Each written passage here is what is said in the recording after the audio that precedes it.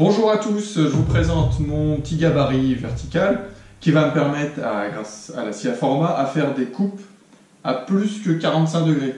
Ma lame s'incline déjà que à droite et s'inclinant que au maximum à 45 degrés. Pour un projet, j'avais besoin d'avoir un angle un petit peu plus fermé que 90, 82 degrés exactement. Du coup, il fallait que je fasse deux coupes à 41 degrés. En fait, sur cet angle ici, je dois avoir 41 degrés. Ce qui oblige à incliner la lame à 49 degrés, ce qui n'est pas possible sur ma machine. Du coup, en fait, j'ai fait ce petit montage après avoir questionné un petit peu la communauté sur l'ère du bois. Et l'idée la plus intéressante pour moi, qui en est ressortie, il y a eu beaucoup d'idées qui sont ressorties, mais l'idée qui m'a paru la plus intéressante, c'était de faire ce genre de montage, donc me mettre à la verticale, et du coup d'exploiter à nouveau l'angle jusqu'à 45 pour faire en fait tous les angles qui me manquent. On peut même aller très loin, sauf qu'après ça va être la hauteur de la lame qui va limiter, et puis l'épaisseur de coupe qui va devenir franchement conséquente. Dans mon cas, de passer à 49, c'était encore correct, et voilà que je vous présentais comment je me sers de ça. Alors le gabarit en lui-même, il est fixé sur le chariot, donc si le chariot bouge, le gabarit est solidaire du chariot. J'ai eu un petit réglage à faire pour faire arriver le coin en bas au ras de la lame que j'ai au préalable inclinée à 49 degrés, précisément, enfin, j'ai essayé que ce soit précisément. Une fois que j'ai fait mon positionnement, j'ai pu le verrouiller grâce à la butée ici, que je peux en plus retirer pour venir bouger mon chariot, enfin bouger mon gabarit. Et pourquoi je peux le bouger? Je peux le bouger parce que en fait ça va être important pour placer ma pièce de bois. Donc je lève ça, qui est ma référence pour la coupe finale. Je viens, alors vous voyez, une fois que je l'ai desserré, il est complètement mobile. Mais comme il est appuyé sur la règle, concrètement, je sais le replacer, hop, hop, hop, à sa position directement. Mais du coup, je le tire un tout petit peu comme ça.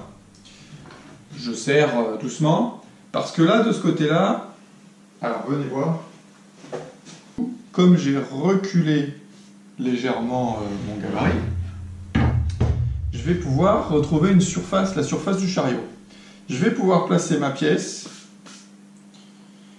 hop, du coup, pièce que j'ai déjà forcément coupée d'équerre, ici, dans toutes les directions, quand la lame était encore montée à 90. Du coup, je sais que je l'ai coupée à la longueur finale que je vais vouloir, même si ici, en fait, je vais venir faire deux coupes pour me retrouver avec la même pièce que celle-ci.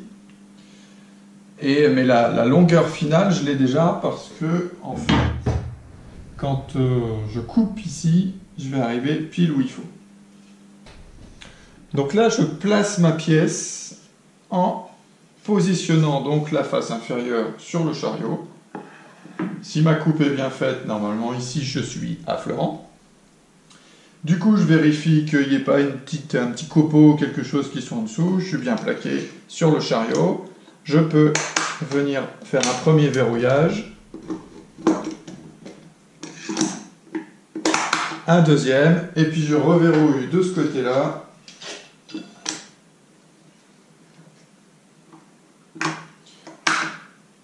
Ensuite, l'opération va se passer en deux coupes. Je vais faire une première coupe pour désépaissir un petit peu ce que j'ai à couper, pour pas que sur ma coupe finale, des fois le bois va se resserrer et va venir rendre ma coupe finale pas très plane. Moi, j'ai besoin de faire un assemblage en coupe d'onglet plutôt parfait, donc j'ai envie que la coupe soit le plus propre possible, donc de couper le moins de bois possible quand je fais cette coupe. Pour faire un deux fois et avoir un repère un petit peu correct, ce que je vais faire, c'est que je vais juste avancer tout mon gabarit là, en gardant à peu près toujours la même partie. Donc je suis en retrait allez, on va dire d'1 centimètre par rapport à ma position finale, ce qui me laissera une petite chute, une petite tranchette à la fin, quoi. C'est parti!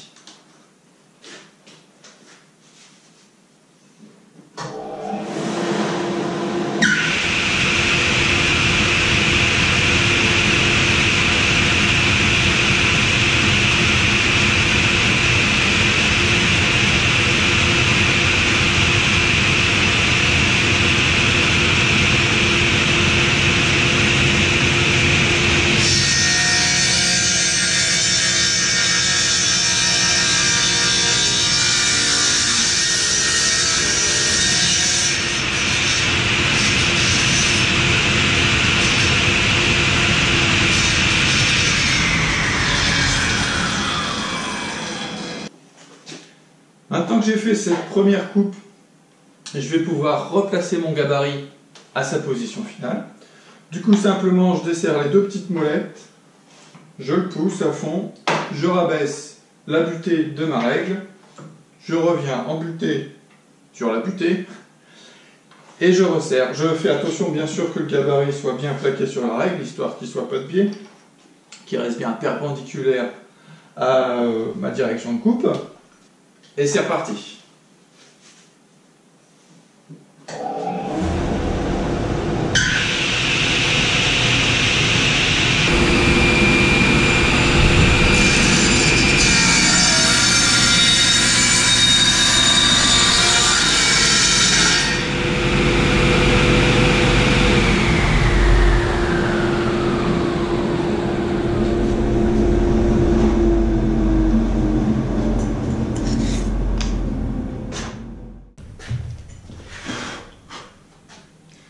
Un autre truc intéressant dans ce montage, c'est que je vais pouvoir utiliser ici mon, mon martyr par éclat qui va réellement être en sortie de coupe pour que la pièce que je viens d'usiner, elle n'ait pas d'éclat en sortie. Comme ça, je ne réinvente pas quelque chose, j'utilise une partie qui existe déjà sur ma scie.